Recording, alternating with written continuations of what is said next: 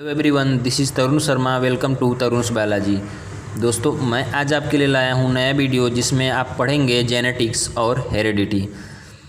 तो चलिए दोस्तों, स्टार्ट करते हैं आज का वीडियो। इससे पहले कि आप हमारे चैनल पर नए हैं तो चैनल को सब्सक्राइब करें, वीडियो को लाइक ज़रूर करें।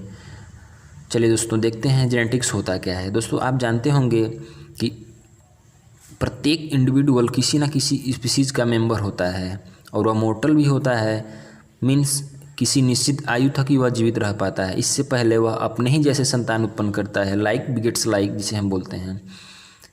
जैसे आप देख सकते हैं कि ह्यूमन के बच्चे सदा ह्यूमन ही होंगे। मटर के पौधे से मटर का ही पौधा निकलेगा, बीज निकलेगा। तो इस सब प्रक्रिया को हम जेनेटिक्स में पढ़ते हैं। तो चलिए दोस्तों, देखते हैं जेनेटिक्स का डेफिनेशन क्या है। दैट साइंस, यहाँ पे देख सकते हैं आप, that science in which study of heredity and variation are called as genetics. That science in which study of heredity and variation are called as genetics. इसे हम जेनेटिक्स कहते हैं। It is also called study of gene. इसे हम gene का study भी बोलते हैं। तो आपने ये ध्यान में रखेंगे, that science in which study of heredity and variation. दो ही वर्ड हैं यहाँ पे, देखिए, heredity and variation are called as genetics. तो यहाँ पे पहला वर्ड था हेरिडिटी, दूसरा है वेरिएशन। इन दोनों की स्टडी को हम क्या बोलते हैं? जेनेटिक्स बोलते हैं। तो चलिए दोस्तों, आगे देखते हैं हेरिडिटी क्या होता है। Heredity, the transmission of genetic in from generation to generation are known as heredity और inheritance. The transmission of genetic मतलब जेनेटिक इन्फॉर्मेशन का जनरेशन टू जनरेशन ट्रांसफ़र ही हेरिडिटी कहलाता है। आई बात समझ में दोस्तों? इसे आसान शब्दों में हम समझ सकते हैं कि किसी कैरेक्टर का, किसी इंडिविजुअल के कैरेक्टर का जनरेशन टू जनरेशन ट्रांसमिशन ही हेरिडिटी कहलाता है। तो the transmission of genetic in from generation to generation are known as heredity और इनहेरिटेंस। ये रहा दोस्तों आपका हेरिडिटी। आगे बढ़ते हैं और देखते हैं वेरिएशन क्या होता है। Same species of individual possess some difference. एक ही जाति के सदस्य जो होते हैं वह उनमें कुछ विभिन्नताएं होती हैं। नाम से ही पता चल रहा है वेरिएशन में विभिन्नताएं होता है। तो same species of individual possess some difference are called as variation. ये रहा दोस्तों आपका वेरिएशन। चलिए दोस्तों, आगे देखते हैं। The term genetics was given by Bateson in 1905। The term genetics का जो टर्म है किसने दिया था? बैटसन ने दिया था। इन 1905 में दिया था। तो आगे बढ़ते हैं, दूसरा पॉइंट है father of genetics Gregor John Mendel. Father of genetics Gregor John Mendel को बोलते हैं। ही एक्सपेरिमेंटेड ऑन गार्डन पी। उन्होंने गार्डन पी जो होता है, जिसका साइंटिफिक नेम है पाइसम सटाइवम, उस पर उन्होंने एक्सपेरिमेंट किया था और कई सारे नियम दिए थे जिसे हम मेंडल के नियम बोलते हैं। तो उसको हम आगे पढ़ेंगे। अभी हम बेसिक देख रहे हैं इनके डिस्कवरी और टर्मिनोलॉजी के बारे में। तो आगे बढ़ते हैं और देखते हैं father of modern genetics. Father of modern genetics Bateson को बोला जाता है। ध्यान देंगे दोस्तों आप। अगला पॉइंट है father of experimental genetics T H. Morgan. Father of human and physiological and biological father of human physiological and biochemical genetics Archibald Garrod को बोलते हैं। क्या है दोस्तों? Father of human physiological and biochemical genetics कौन है? Archibald Garrod. यहाँ पे देख सकते हैं आप, आर्कीबाल्ड गैराड लिखा हुआ है। चलिए दोस्तों, आगे देखते हैं जेनेटिकल टर्मिनोलॉजी। दोस्तों, ये जब तक आपको नहीं पता रहेगा जेनेटिकल टर्मिनोलॉजी, तो आप आगे पढ़ने में बहुत कठिनाई होगी आपको, क्योंकि आप ये नहीं जानेंगे कि फैक्टर क्या होता है, एलील क्या होते हैं, होमोजाइगस, हेटेरोजाइगस, हेमीजाइगस, ये सब क्या होते हैं। तभी आप आगे वर्ड को आसानी से क्लासीफाई कर पाएंगे। तो चलिए दोस्तों, देखते हैं पहला पॉइंट, फैक्टर। फैक्टर क्या होते हैं? The substance which is responsible for the transmission of genetical character from one generation to other generation. The substance which is responsible for the transmission of genetical character from one generation to other generation. इसे हम क्या बोलते हैं? Factor. वो factor ही होते हैं जो responsible होते हैं कैरेक्टर को ट्रांसमिट करने के लिए जनरेशन टू जनरेट। समझ में आया दोस्तों? Factor is given by Mendel and Morgan. Given the term factor. Factor किसने दिया था? मेंडल ने दिया था, लेकिन जो टर्म फैक्टर है उस मॉर्गन ने दिया था। आया दोस्तों समझ में? एक बार फिर से देख लेते हैं फैक्टर क्या होता है। The substance which is responsible for the transmission of genetical character. Important है दोस्तों, ध्यान देंगे। The substance which is responsible for the transmission of genetical character from one generation to other generation. आया दोस्तों समझ में? मतलब जेनेटिक कैरेक्टर को एक पीढ़ी से दूसरी पीढ़ी में जो ले जाता है उसे हम फैक्टर बोलते हैं। इसे आसान शब्दों में ऐसे हम समझ सकते हैं। और इसका फैक्टर का जो टर्म है वो टी.एच. मॉर्गन ने दिया था और फैक्टर का मेंडल ने दिया था। आया दोस्तों समझ में? आगे बढ़ते हैं और देखते हैं जीनोम क्या होता है।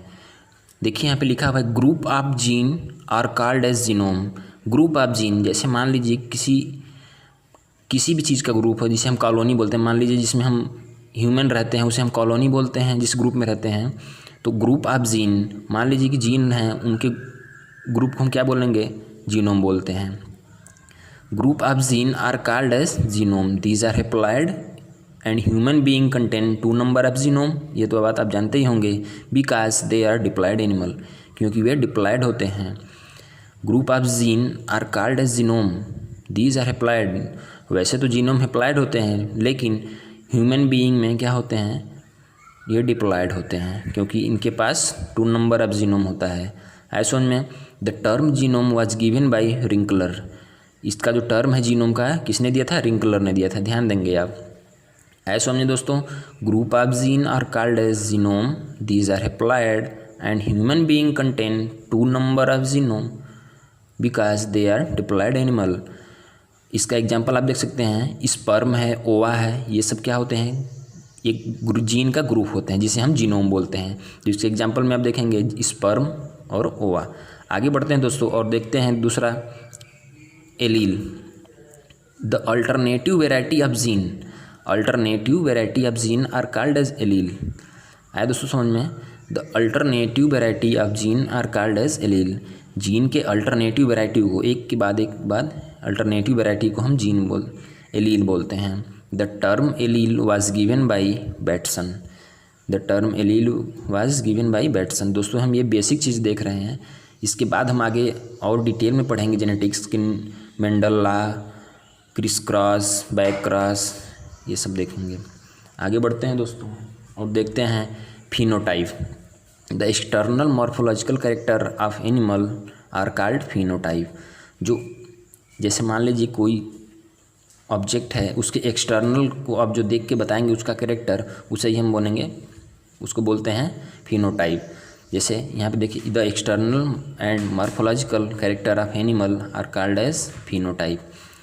आगे बढ़ते हैं और देखते हैं दूसरा है genotype. The genetical element which are responsible for expression of phenotypically character of organism. ऐसे समझ में, द जेनेटिकल एलिमेंट, समझ में आ रहा है दोस्तों? The genetical element which are responsible for expression of phenotypically character of organism. जो जीन को एक्सप्रेस करने के लिए जो जेनेटिकल एलिमेंट उपयोग होता है उसे हम जीनोटाइप बोलते हैं।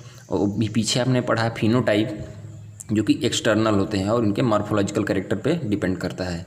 आगे बढ़ते हैं दोस्तों और देखते हैं होमोजाइगस क्या होते हैं। होमो, नाम से पता चल रहा है, होमो मतलब same. The organism which are identical allele. The organism which contain identical allele are known as homozygous. जिनके पास आइडेंटिकल मतलब समान एलील होते हैं उसे हम होमोजाइगस बोलते हैं। आगे बढ़ते हैं और देखिए हेट्रोजाइगस। हेट्रो मतलब अलग अलग, जैसे नाम से यहाँ पे होमो था, आइडेंटिकल यहाँ पे डिफरेंट होगा। That organism which contain different allele are known as heterozygous. एज समझ में, that organism which contain different allele are known as heterozygous. तो ये रहा आपका जेनेटिकल टर्मिनोलॉजी। आगे बढ़ते हैं और देखते हैं हेमीजाइगस के बारे में। If animal contain only 1 pair of gene are called as hemizygous. वैसे तो जीन के 2 पेयर होते हैं, लेकिन जब if animal contain only 1 pair of gene, जब एक ही पेयर होगा तो उसे हम क्या कहेंगे? हेमीजाइगस बोलते हैं। The term homozygous heterozygous was given by Bateson. और आगे आप नोट में देख लेंगे F1 और F2, जैसे आप आगे पढ़ेंगे अभी F1 जनरेशन F2 जनरेशन, इनका जो टर्म है उससे भी बैटसन ने ही दिया था। तो ध्यान देंगे आप दोनों में। द टर्म होमो जाएगा, सेट्रो जाएगा, so was given by Bateson. F1 and F2 term also given by Bateson. तो ये रहा दोस्तों आपका जेनेटिकल टर्मिनोलॉजी। इसके आगे हम पढ़ेंगे अगले वीडियो में।